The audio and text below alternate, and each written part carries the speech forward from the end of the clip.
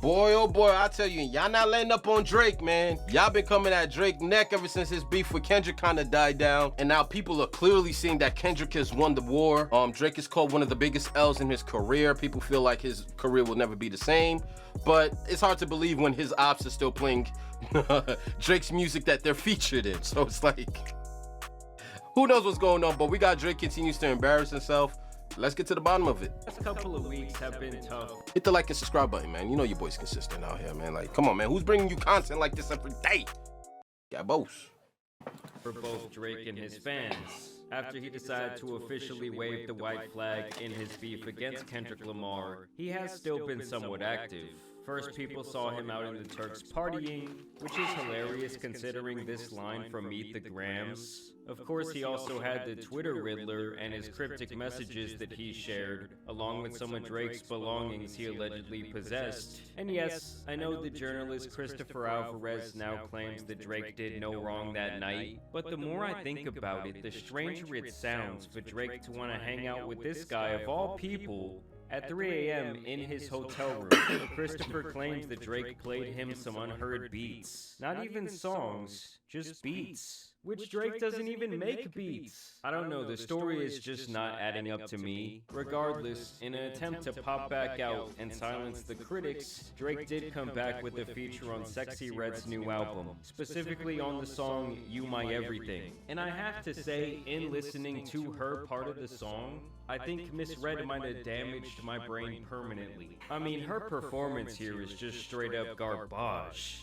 Like, I'm talking about way worse than Soul Train. I'm like, what is it? Fuck me for? Now, in his feature, Drake attempts to silence the haters and to diffuse the ever-growing buzz around the first and greatest diss beat of all time, Metro Boomin's BBL Drizzy. Now here you get the same bullshit Drake that we've gotten over the last couple of years. Pause. These are real Lazy photos? lines about having sex and bars about the tough guys in his entourage. But this one's gotta be my favorite. Soon as this shit get resolved, I'll turn librarian for you. I'm booking that shit. Why? And here is where he tries to reclaim his status as the true BBO god, sampling the record itself and saying, Me and the surgeon got history. I changed a lot of girls' lives for real. They need a new body to hit me. Hey, BBO Drizzy, they want a new body. They asked me for it. The last one, Jung, he did it for free because I sent so many past ones for him. So here Drake is saying, yes, I am indeed the BBL god, because yes, I've likely spent millions of dollars getting various surgeries for various women. I mean, at this point, Drake is looking at these chicks like Build-A-Bitch, apparently. In this way, I guess Drake tries to divert the joke on himself into a W. All I know is that stupid BBL Drizzy hook has lived rent-free in my head for weeks. And the fact that people were dissing him in 1,000 different languages was just hilarious.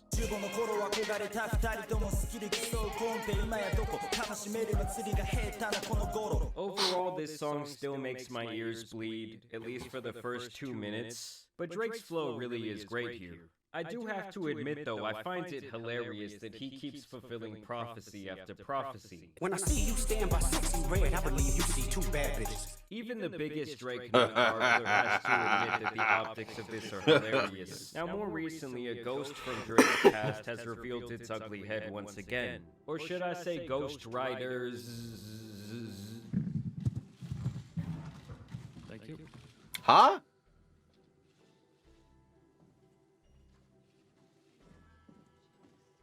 Back in 2015, Drake would famously destroy the then very respected Meek Mill in a rap battle. He took down the dude from the streets who was known for getting hyped on the mic, releasing Charged Up and then the hit record back to back in the matter of a week.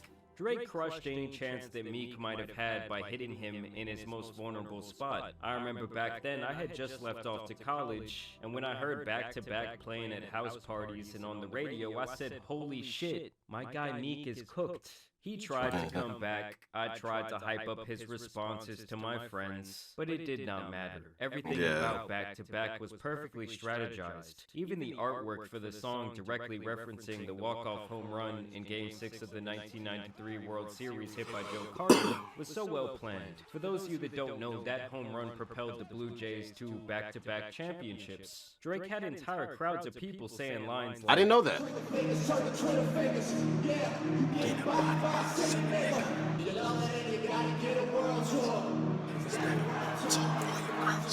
alluding to his then relationship with a much bigger entertainer than himself, Nicki Minaj.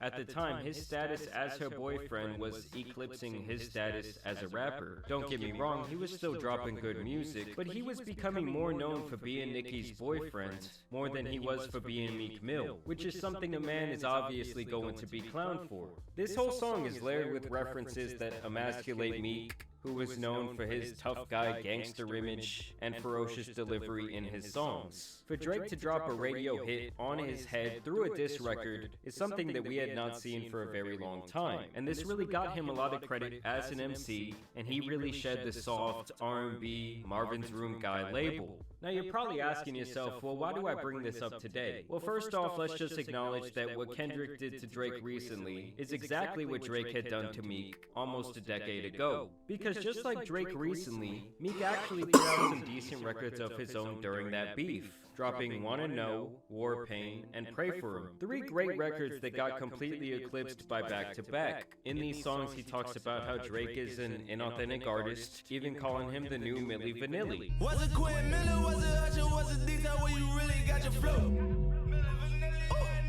Referencing an R&B duo who infamously failed when it became public knowledge that they weren't actually singing a single note on their hit album. But in the end, it did not matter. That's crazy. Meek could have dropped the most scathing record of all time, and no one would have cared because the public perception was that Drake had already won. Does any of that sound familiar to you guys? Like Kendrick just got 2 platinum records calling him a PDF file. And just like Drake recently, Meek seemingly went into this battle with no strategy. And to me, in the end, that's why they both lost. Now, to Meek's credit, during this beef, he did expose the most glaring kink in Drake's armor at the time, and that's the fact that he had gotten a lot of quote-unquote help from ghostwriters writing some of his biggest songs. There is a reason that the term OVO sweatshop was coined at this time, as people began to speculate that Drake would use his record label as a guise to bring in talent, suck them dry for inspiration and ideas, and essentially sign his name on the top of their homework, and really leave them even worse than they were before they met him. You're not an artist anymore, little guy. You make my hits now, pussy. Meek Mill called him out on record to give Quentin Miller his due credit for his work on If You're Reading This Is Too Late. I just wanna know if you ain't right there running through the 6 shit.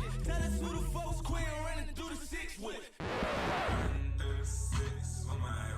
And even tweeted out, "Stop comparing Drake to me too. He don't write his own raps. That's why he ain't tweet my album, because we found out." Following this beef, reference tracks to several Drake songs would be released. People were shocked as they heard Quentin rap melodies and choruses from songs like Rico, 10 Bands, Started From the Bottom, and Know Yourself.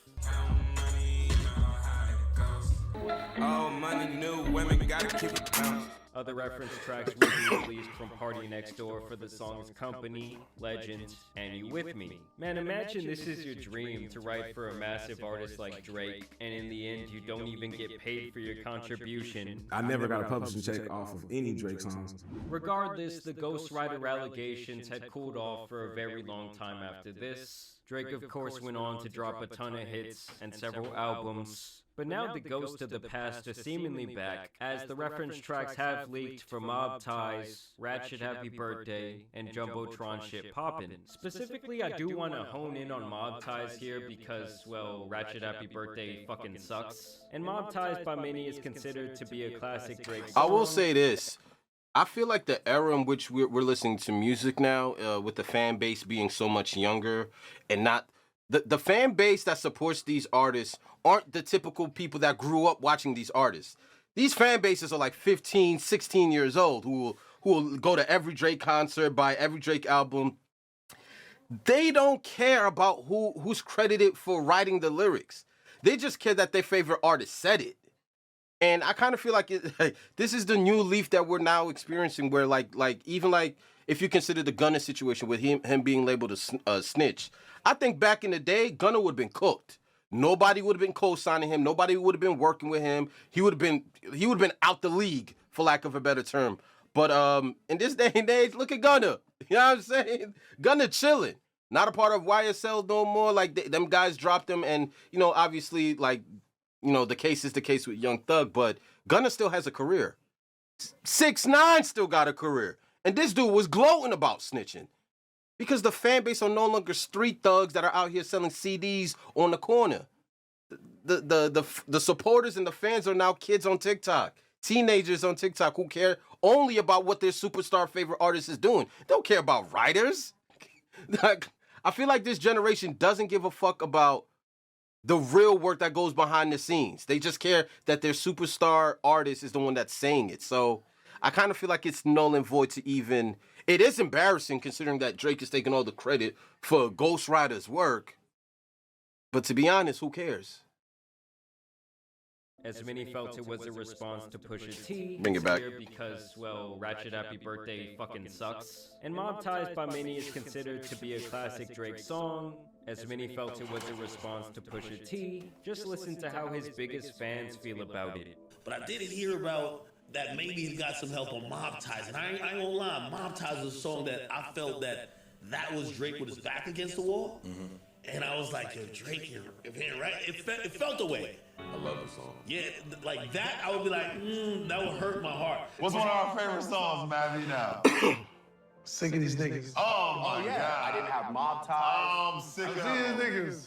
I'll hire some help. Yeah. Get rid of these niggas. But now we're finding out that an artist named Vori is allegedly the man behind Mob Ties. The flow, the cadence, everything is mapped out on this reference track. Sick of these niggas. Sick of these bitches. Hire shooter. You really bitches. Now, should we be surprised by this? Absolutely not. But it does just show yet another prophecy coming true. Like Drake with the melodies, don't like Drake when he act tough. And now we're finding out that he didn't even write his most infamous tough guy anthem. Now, in any other genre, I don't think many people would give a single shit. But in rap, this has always been considered a cardinal sin, and for someone who has claimed over and over... It has, but I just don't think the people that support these artists care. I think the old heads and the people that grew up on hip-hop will use it against him, but the fan base won't give a damn.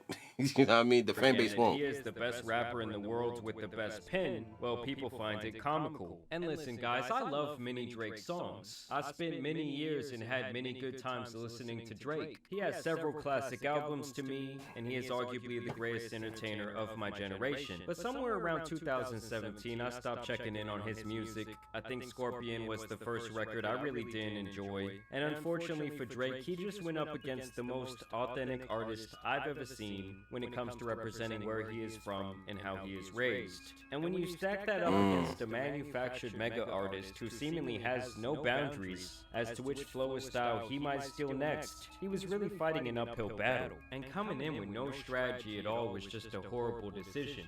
Like, he went from begging Kendrick to drop to saying, oh well, that was just a fun little sparring session. Like, he got cooked to the point that almost a month later, Drake's biggest fanboys are still scrambling and crying over this massive L. And Jesus Christ, is it beyond easy to trigger them at this point. But y'all let me know what you guys think about this whole situation down below. As always, also want to thank you guys for watching today's video, dropping a like and subscribing. But as you guys know, it's been... Listen, I don't really give a damn about Drake. To be honest, I'm not a fan of Drake personally. I do understand his position in hip-hop, and he is the head honcho. But, yo, play with something safe. Don't play with Kendrick. And all you Drake lovers, it is what it is. This is a real-life reality. Your boy caught 2 L's. I know about Pusha T, and we know about Kendrick, and that man cannot speak Kendrick's name, bro. Because you asked for this, he gave it to you and won. And now it's kind of making Drake look exposed in a sense, but we'll see. There's plenty of time to bounce back. We'll see the next moves moving forward. But right now, Kendrick and his hit is spinning the block, bro. I'm gonna holler at you guys next video, man. My bad.